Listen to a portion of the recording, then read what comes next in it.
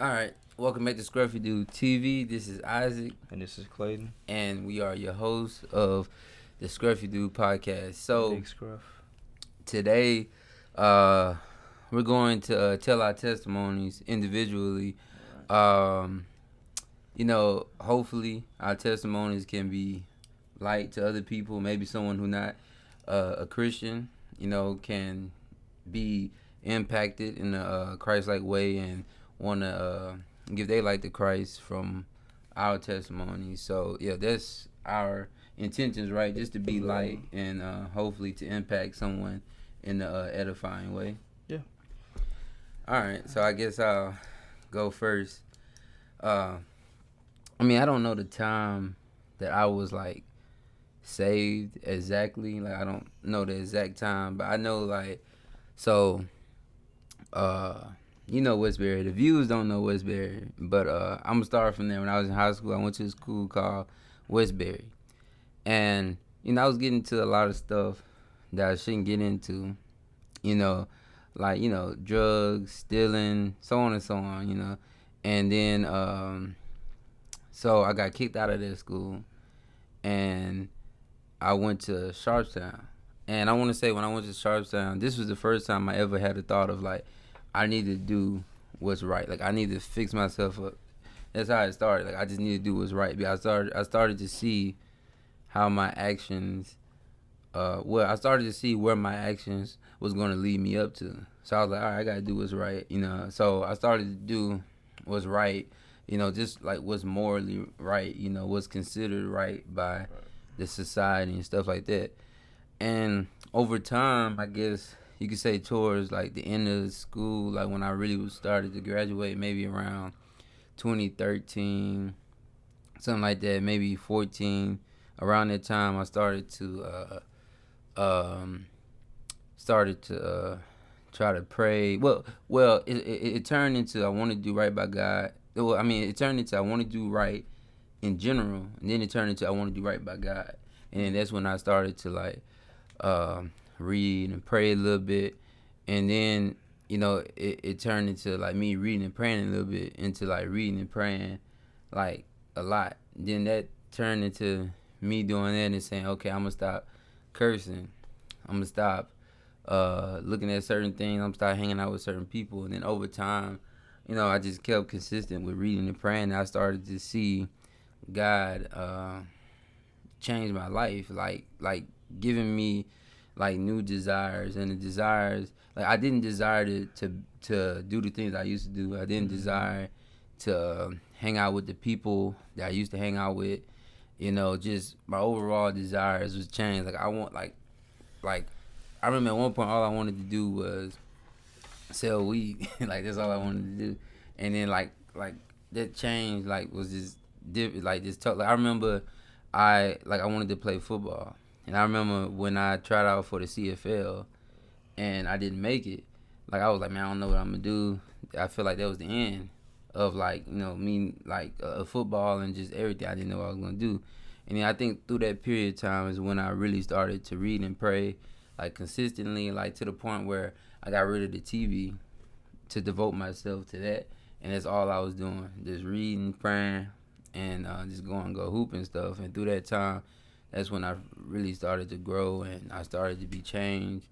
And then yeah, so I guess from that point I kept growing to the point where I'm at now. So I think that's basically my testimony. I don't, some people testimony like I fell off the bus and I hit my head and then he saved me. But yeah, car accident, maybe walked away scot free. And yeah, I don't know. Everybody's testimony is different, but I don't know, when it's outlandish, I'd be like, I guess. Oh man, the thing is, praise God for your testimony. And prayerfully someone hears that and is encouraged. Man, the thing about testimonies, man, is funny.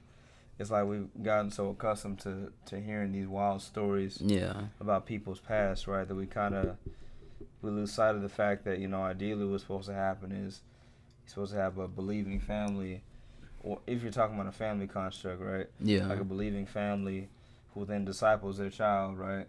Who then becomes a believer by God's grace, by God's saving. So I actually know somebody like that who their story is kind of like that, to where it's not this big story of big years worth of rebellion and then turn to the Lord. Yeah. More or less, it's more like, his family was solid, doctrinal, discipled him, and boom, there you go. I don't know if that's a black thing. Like, you live years of rebellion, then after 20 years of getting high and killing people, now you turn. I don't know. I don't think that's a black thing. You don't think that's a black thing? I wouldn't put that towards just a black thing. It's more like you just hear more often than not a story like that when you're talking about a testimony. Yeah. But anyway, so as far as my testimony goes, I didn't grow up in a I didn't grow up in a very spiritual household. I'll say that. We went to specifically like my mom and I, eventually my sister. We did go to church. Every Sunday, or for a time we went, if not every Sunday, every other Sunday, or just some kind of frequency. We went, and at that point in my life when I was younger, I just viewed it as something that you just go do. I never desired it. I never understood why people went. I just went, and I didn't want to go as a child. So anyway, so when we stopped going, I kind of was like, okay, cool, I don't have to do it anymore. Yeah. So yeah, like I said, so even before the whole church thing, the environment at home, it wasn't too Christ-like. Like there weren't Bible studies every day. There wasn't me praying with my family members. It wasn't any of that stuff. So I didn't grow up hearing the gospel. I didn't grow up seeing the gospel lived out. I was just, like I said, went to church every Sunday or whenever I went, and that was it. Now my grandma, being at her house, I would go to church. You could say more frequently. She would go and take me. So once again, I'd fall asleep. I never would value it. I didn't know what it was for. So you could say I really, when you're talking about youth ministries now, like I was never a part of any kind of youth ministry, nothing like that. I was just, like I said, brought by people. Yeah. So anyway, so yeah, you just fast forward, go through the years. Like I said, having that kind of like a spiritual foundation, getting in a lot of different situations. Lying, stealing from people that I knew. Going to college, that's what really got bad. Well, got worse. Drinking, went to jail once for public intoxication. Smoking weed, alcohol abuse, drug abuse, all this stuff. Everything you think of, I did it. Sexual immorality, a lot of things. That was going on. What happened? So at one point, I was working for the Houston Rockets, right? And working on the entertainment team. And then it transitioned into me working for like another entity, where we dunk basketballs and whatnot. But anyway, long story short, I ended up going to. Well, they asked me to take a trip with them to like Europe, and I was gung ho, right? I was all ready to go, and I was, like I said, I was gung ho, but then something shifted, something changed, to where all of a sudden, I didn't want to go, and all this started because I was I think at that moment is when I started trying to seek the Lord, right? So I viewed that as a hindrance to me being able to follow Christ and get to know God more. Not just that, but with the Rockets in general. That was around the time where I was trying to get away from there in order to get to know the Lord. But anyway, let me backtrack. But pretty much the start of a lot of that was just this desire that came over me. Okay, let me give spirituality a chance. Let me look into the spirituality thing. That's how I viewed it back then. What sparked that? Well, man, I think I was just at a dark place. I think I was at a place where a lot of things were going wrong, relationships wise, and just life just felt empty. Like I was chasing a lot of things, a lot of fleshly desires, and just with no kind of end in sight to it. A lot of pain, a lot of heartbreak, a lot of me inflicting damage, not in a physical sense, but me. Damaging other people's lives emotionally and using women and all this stuff. Like it was bad. So, anyway, I just got to this dark place one day, and that's when I kind of, was like, let me give spirituality a chance. And I guess that was around the time when the Lord started drawing me to Himself, because to go from loving the world and everything in the world to all of a sudden, I want to give spirituality a chance, and it goes into there. Mm-hmm. It's like, give me nothing but God, right? So, anyway, long story short, you can say the same thing as you, right? I can't give you a certain day that, June 15th, 2000, this I was saved. I just knew that starting in the summer of 2013, there was this portion of time where I could say that the Lord started changing my life and started showing me things and started drawing me to Himself. Mm-hmm. Until, fast forward 2019 and sitting right here talking about it. So, yeah, man, summer 2013, that's when, the Lord became, you could say, paramount in my life, where I was trying to get to that point, mm-hmm. to get to know Him. So that was like, 6 years now, mm-hmm. roughly. So 6 years since then, yeah. So how would you, I remember when I had first, had got saved, and then, I went into the military, and after I got out, I went to Bethel's, right? Mm-hmm. And I spoke to, Bethel's. Me and him went to the same church.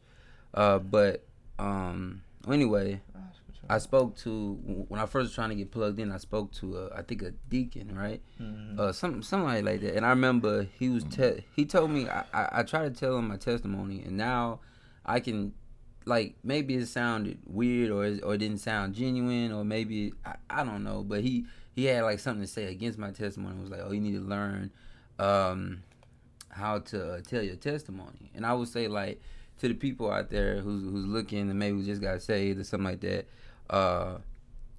what would you say about that? Like would you say, like, yeah, you need to learn how to tell your testimony, or would you say, like, what perspective would you come from with it?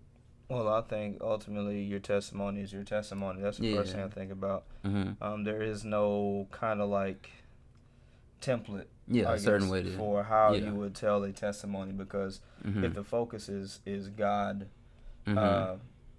Changing your life, then why would you then mm-hmm. try to structure it to the, I don't know, it's just, when you're talking about the authenticity of it all, when you're talking genuine. About, right, that's all it's about. Just be genuine. Mm-hmm. Share what God has done for you. Mm-hmm. And if you can remember a certain order, that's great, but there's no, like in the scriptures, there is no order given that, oh, you got to mention this first and that. You got to keep it some kind of order. Mm-hmm. Like, if God is at the center of your testimony. Mm-hmm.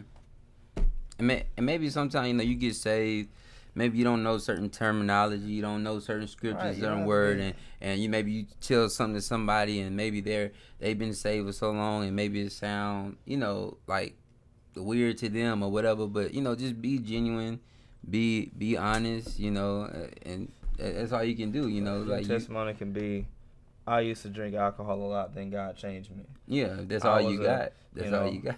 I was sexually immoral, and Jesus entered my life. Yeah. Like, you don't need this big theological checklist of, like, I need to say this is this, then it's cool. And also your testimony don't have to be like you said earlier, just super dramatic, like this super dramatic type of thing. Oh, my bus flipped over 3 times, and that is your testimony. Then. Yeah. No, if it is, it is. But I'm just saying, like, your testimony could just be, oh, I felt like God wanted me to do this, so I went that way. It could be something as simple as that. So yeah, man. If y'all like this video, thumbs up, comment below, man, subscribe. But yeah, see y'all next time.